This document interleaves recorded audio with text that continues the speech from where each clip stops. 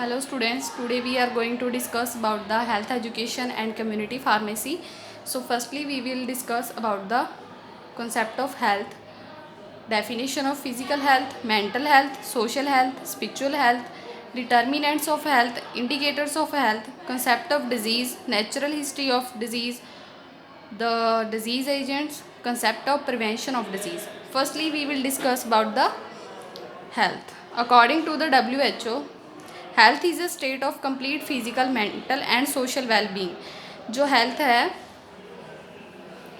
वो क्या डिफाइन करती है? कंप्लीट मेंटल, फिजिकल और सोशल है. जो एक पर्सन है पूरा वेल होना चाहिए, not merely N absence of disease और infirmity. So what is the physical health? It is defined as a state in which every cell and every organ is functioning at optimum capacity. Physical health क्या state करता है कि every जो cell है body के अंदर, organs हैं, वो प्रॉपरली ऑप्टिमम कैपेसिटी में फंक्शन करने चाहिए and in perfect harmony with the rest of the body. It refers the perfect functioning of the body. It indicates that all body organs are structurally and functionally in the normal state. जो सारे body के organs हैं वो structurally और functionally normal state में होने चाहिए. There is a perfect coordination between the organ and the system. Perfect coordination होना चाहिए ऑर्गन्स में और सिस्टम में. द साइंस ऑफ फिजिकल, जो साइंस है फिजिकल हेल्दी एक पर्सन के, वो हैं a good complexion, sound sleep, clear skin, regular activity of bowel and bladder, bright eyes, smooth and easy coordinated movement, not too fat, good appetite, a sweet breath, body weight, pulse rate, BP, etc. Now what is mental health? It is a state of balance between the individual and the surrounding world, including environment, and a state of harmony between oneself and other. Mental health refers to mind of the individual. mental health क्या refers करती है? एक person का mind. It is always said the healthy mind resides in the healthy body. Therefore, physical and mental components of health are individual. Mental health is an ability of individual to adjust with the environment and the surrounding world. What is social health? It has been defined as a quantity and quality of an individual interpersonalities and the extent of involvement with the community. ये define करता है कि quantity और quality एक person की जो right from होते हैं बेबीहुड, जो बेबीहुड से जो अपने राइट्स होते हैं, एक्सटेंट मतलब साइज़ और important of involvement with the community, कितनी इन्वॉल्वमेंट है उसकी अपने जो बेबीहुड से जो राइट्स है और एक्सटेंट से. मैन क्या एक सोशल एनिमल है जो अकेला नहीं रह सकता. He can not live individually. He will have to depend on the each other to fulfil his basic needs. तो उसे क्या है, दूसरों पे डिपेंड होना पड़ेगा अपनी जो बेसिक नीड्स हैं उनको फुलफिल करने के लिए. दस the social health implies harmony and integration with in the individual and members of the society and the world in which they live. The social health consider the individual a member of society and his health states in relation to socio-economic conditions of the social group in which they or he or she or lives. What is a spiritual health? It is a concern with the spirit or soul which directs the person towards right things and keeps away from the bad habits. जो spiritual health होती है वो concern करती है जो right things है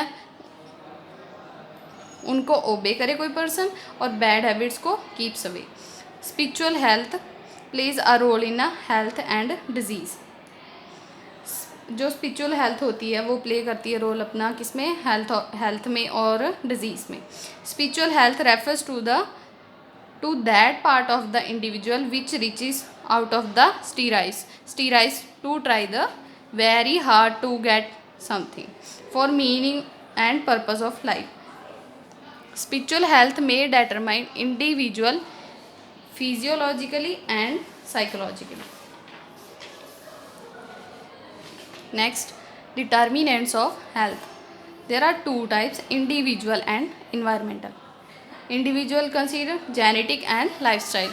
Environmental, socio-economic, political will, health and family welfare services and other factors. First we will discuss about the individual. Genetic जो होते हैं hereditary. The state of health depends upon genetic constituent of man. जो health होती है वो depend करती है genetic material of man. Genes play a very important role in the health and development of child. Genes होती हैं वो play करती हैं बहुत ही ज़्यादा important role in the development of a child or person or baby. Many diseases are hereditary. कुछ diseases होती हैं जैसे hereditary होती हैं वो जो हेरिडेंस में आपा को मिलती है.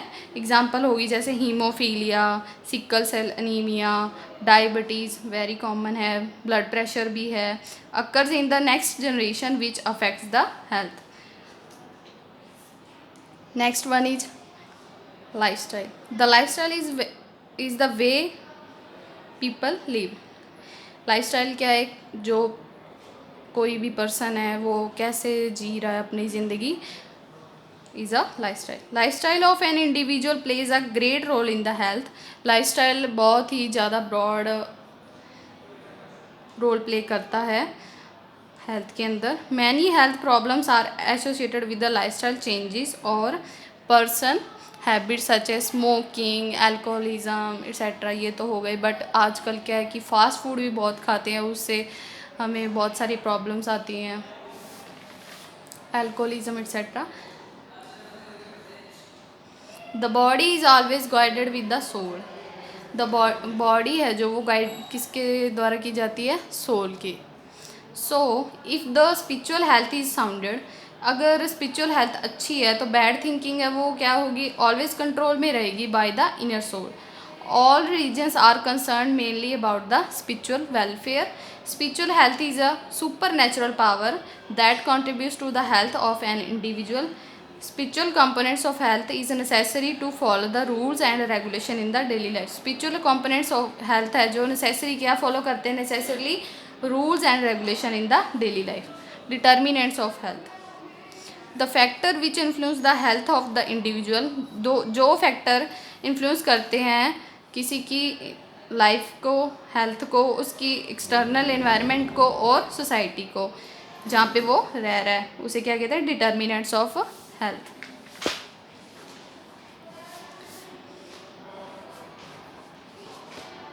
Some lifestyles can promote the health which include care of body, bathing, washing, care of teeth, hair, nail, adequate sleep, nutrition. Thus, there is an association between health and lifestyle of an individual.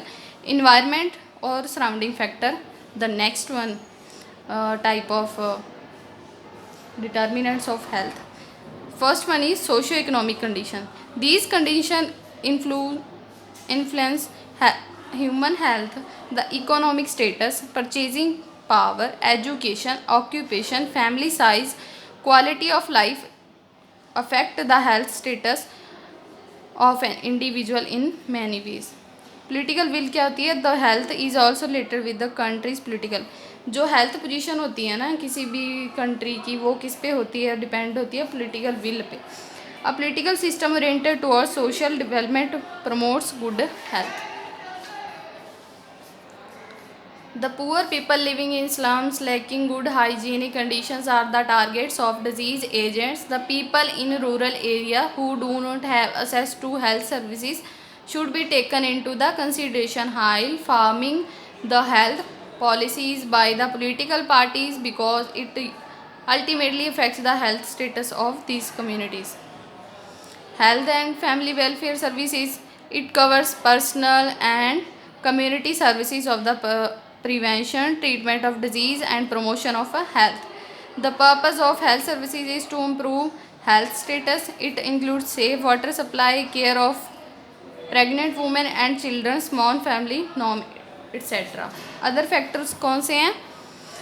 Other factors contribute करते हैं health derived policies such as employment opportunities, education, rural development etcetera. Next one is indicators of health.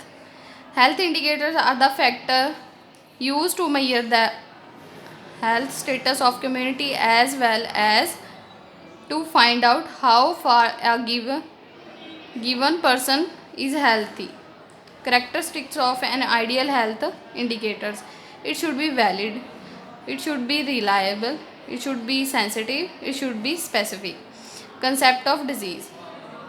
The term disease is defined by many ways. Disease is a physiological or psychological dysfunction. Disease is any deviation from normal state to complete physical, mental or social well-being. Disease is a condition of a body or some part of organ in the body which its function are disturbed.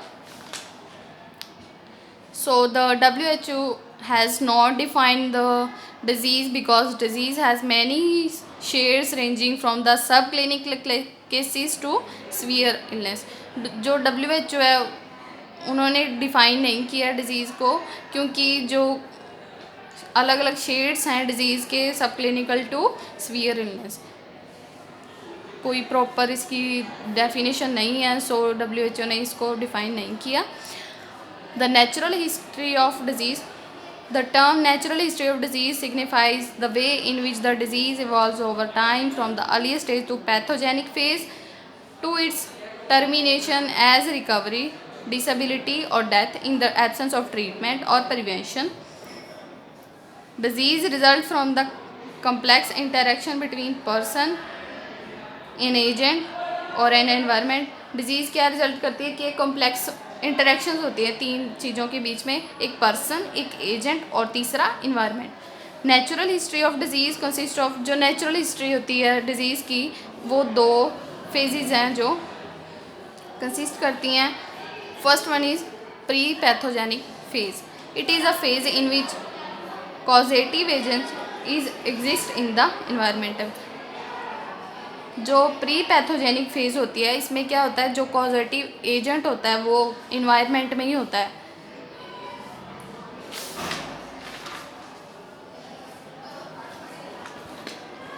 The causative factor of disease may be classified as agent, host and environment. जो disease के causative जो होते हैं, agents होते हैं, वो classified किए जाते हैं एजेंट, होस्ट और इन्वायरमेंट में. The second type is pathogenesis phase. This phase starts with the entry of the agent into the human host.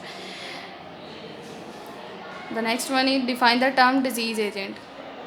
Disease agent is a substance, living or non-living, or a force, tensile or intangible, the excessive presence or relative lack of which is the immediate cause of a particular disease. Disease agent वो होते हैं जो living होते हैं और non living होते हैं, जो कहीं पे भी हो सकते हैं इन्वायरमेंट के साथ, जो डिजीज़ कॉज करेंगे टेंजाइबली और इंटेंजाइबली.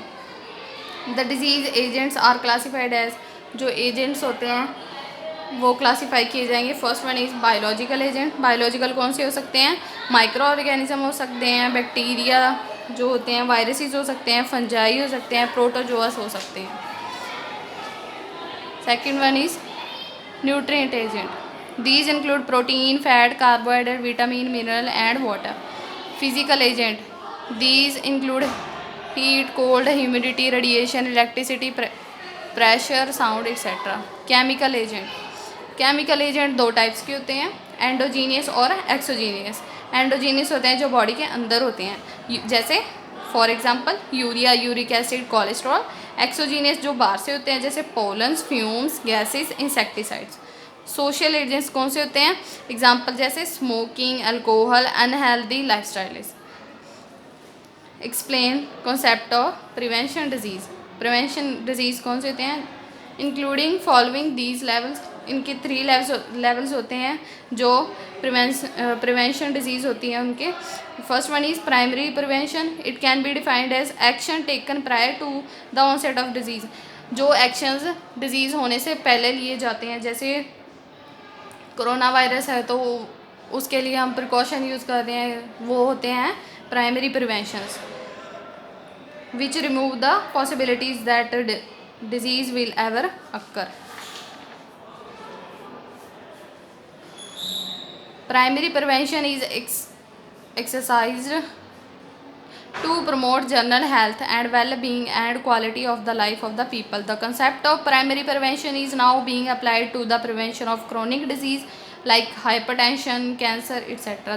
जो प्राइमरी प्रिवेंशन है वो अब अप्लाई किए जाते हैं। कुछ प्रिवेंशन जैसे होती हैं क्रोनिक डिजीज़ लाइक हाइपरटेंशन हो गया, बीपी की प्रॉब्लम होगी जैसे, और कैंसर है जो उनकी कैंसर की जो थेरेपीज़ होती हैं वो पहले ही ली जाती हैं, तो इसके लिए प्राइमरी प्रिवेंशंस यूज़ की जाती हैं। Primary prevention is the safest and low cost way of prevention of disease.